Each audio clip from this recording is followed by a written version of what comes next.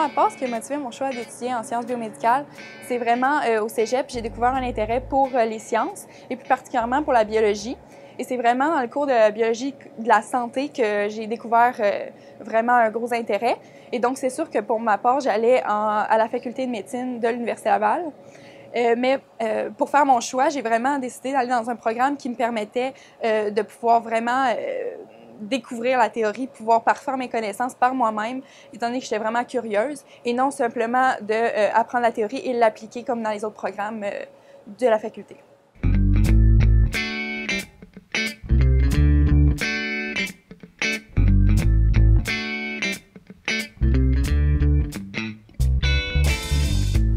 Donc, en ce moment, je suis en stage de 3e année, en stage final de sciences biomédicales. Je travaille actuellement pour le Dr Gary Kobinger au Centre de recherche en infectiologie au CHUL. Et en ce moment, je travaille sur le projet. C'est un projet qui consiste à extraire des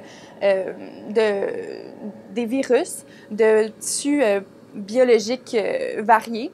Donc, pour pouvoir au final faire de la thérapie génique ou encore des vaccins avec tout ça pour les maladies infectieuses. Une journée type ici, premièrement, je vais voir mon superviseur pour pouvoir discuter des résultats qui sont arrivés dans les derniers jours. Puis ensuite, on peut voir ce qui va s'en suivre. Donc, on peut planifier des expériences et des manipulations pour les prochaines semaines, pour les prochains mois. Et ensuite, dans le laboratoire, je suis vraiment amenée à utiliser beaucoup de matériel tel que, justement, on fait beaucoup de cultures cellulaires. J'utilise, justement, on les fait croître, on les fait pour pouvoir, justement, au final, faire nos thérapies géniques ou pouvoir penser à faire des vaccins, comme j'ai dit. Et aussi, on utilise beaucoup de matériel de machines, tel que la polymérase en chaîne pour justement notre ADN, pour pouvoir l'analyser et pouvoir faire nos autres manipulations.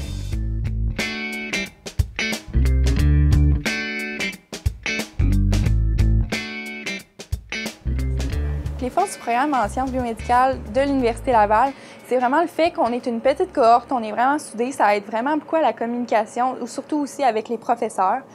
Ça permet vraiment des bonnes interactions. Aussi, dans ce programme, on peut vraiment toucher à beaucoup de choses. En effet, à la deuxième session, on a une session intensive qui nous fait voir de la cardiologie, de la neurologie, de l'infectiologie. Ça nous permet vraiment de pouvoir se diriger dans ce qu'on veut faire plus tard et ce qu'on va vraiment aimer faire.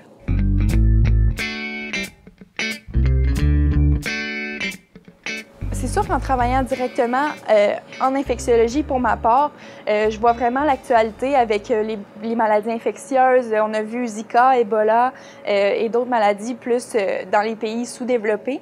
Et c'est sûr qu'en travaillant sur des projets comme ça, je pense vraiment qu'on peut avoir un impact sur la santé humaine, sur la santé internationale, donc en pouvant créer justement des thérapies géniques ou des vaccins pour ces maladies-là.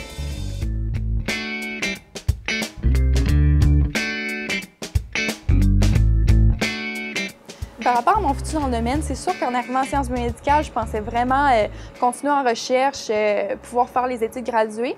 C'est par contre en deuxième session, à la session intensive, qu'on a eu un cours sur les maladies infectieuses et plus particulièrement sur les maladies infectieuses animales, donc les zoonoses. Donc c'est vraiment à ce moment-là que j'ai vraiment eu un déclic. J'ai vraiment trouvé que c'était vraiment ce qui me passionnait. Donc c'est plutôt après avoir fini le baccalauréat, donc c'est grâce aux connaissances de tout ce bac-là que j'ai vraiment trouvé ce que je voulais faire plus tard. Donc je veux m'en aller plus dans les études vétérinaires, mais tout en continuant par contre de pouvoir faire de la recherche dans ces maladies infectieuses-là.